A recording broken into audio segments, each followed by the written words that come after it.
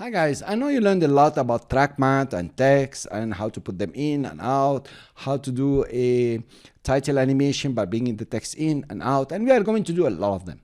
I want to add a bit here. It's not a bit, it's a lot, but I'm sure that you will like it and you will like to work on it. We are going to learn how to give a texture to your text. Notice what's happening here. I have a small animation where there is a texture behind the text, or the text is textured, and you can move the text and the texture together. You see, it's very beautiful.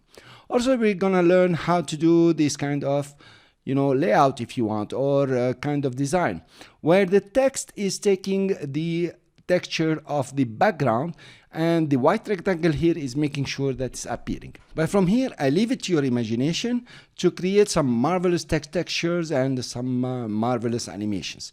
Okay, let's start doing this one. I will come to this composition here. I will remove the alpha matte. I say no track matte, and I will remove the pattern and I remove the keyframes. Cool. So we have absolutely nothing, and we show the text. So we have a text layer here that is the desert race, and it has no animation at all. What I would like to do is to change the texture. I don't want this color that is a single color. So I will take here, there is a pattern that I put for you here. This is a very simple pattern. I'll just drop it over here. And then I'll make it as big as I want and put it above. Cool. Let's make it bigger even. Okay. Can care less if it's not scaling right. Now we are going to take the text layer and put it on top of the pattern. We're gonna do like inverse matte. We always track matted the text to a shape layer or even to a JPEG. But now we are going to track matte the JPEG or the PNG here, the image, to the desert race. Look at the effect. Here you are. What this means? It means that the pattern.png here will only appear where the text is. So the text actually is the track matte.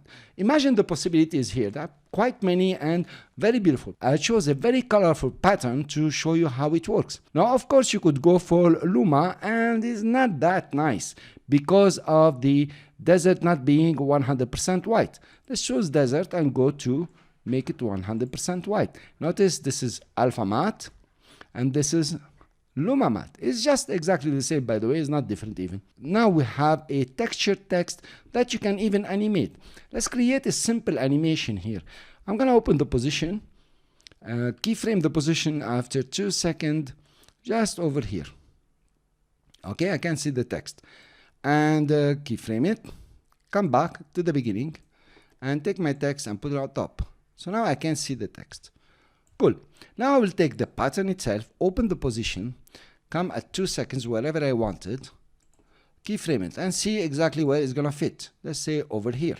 Or we take it down a bit and move it to the right like this. Cool. Come back to the beginning. Text is way above. I'm gonna take it and put it just over here. Something like this. Cool. So notice they are not going with the position together. They have a different kind of path for the position. Here you are. You notice how the texture or the pattern is moving and its track matte is moving in a different direction. And you have created some amazing text animation just coming down, but the texture of the text is really fantastic. Let's create another one. We take the other composition I have done. This is the texture 2. Yeah, cool. I will come to the desert race. I will make it visible. Come to this one, I will delete. And this one I will delete. Come here, open the position and remove all the position.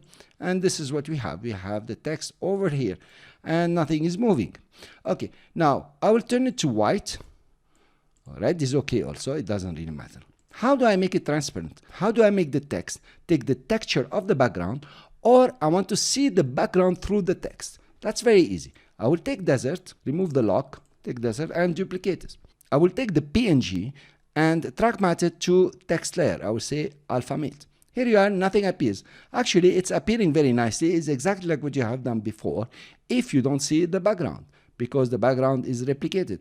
Now notice what's happening. Because the background is all over, wherever you move text, it's gonna take the background color because it's track matted, and obviously it's all over the place. This one is as big as the comp. And this is how to make your text completely transparent. Now, if we come back and put it all on, I can see the text. The way to do it is to put a shape layer. For example, I will use a rectangle. Take the rectangle and put it wherever is possible. Now, of course, I don't want it on top of the text. I want it under the text. Here you are. You have it. You can see your text because it's delimited now by the shape layer. If you put the anchor point in the middle, try to make it smaller. And then what you can do is just to give it a linear fill, for example. And this linear fill can be from white to this color, to the color of the background. That's what I have. I will show you now. Cool, something like this. Not very good.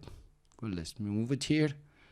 If you come to the fill itself, I have taken the color of the background. I will click here, go to the color and pick a nice color from the background, something that is visible. Okay, this one brighter. Yeah, this one will do. And maybe also move it this way. And here you are. So you notice there is a billion tricks that you can do. You can also come to the shape layer and reduce its opacity using the fill. You say the fill opacity, make it less, and it's becoming almost transparent. Here you are.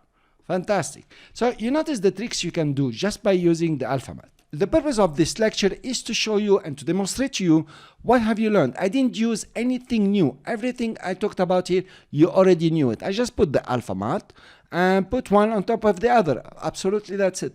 And you need to start creating, you need to start, playing with what you learned, making tricks, putting one on top of the other, you're compositing here. And this is how you will develop your skills beyond this course and you become a true motion graphic designer. Thanks very much for listening, and I will see you in the next lecture.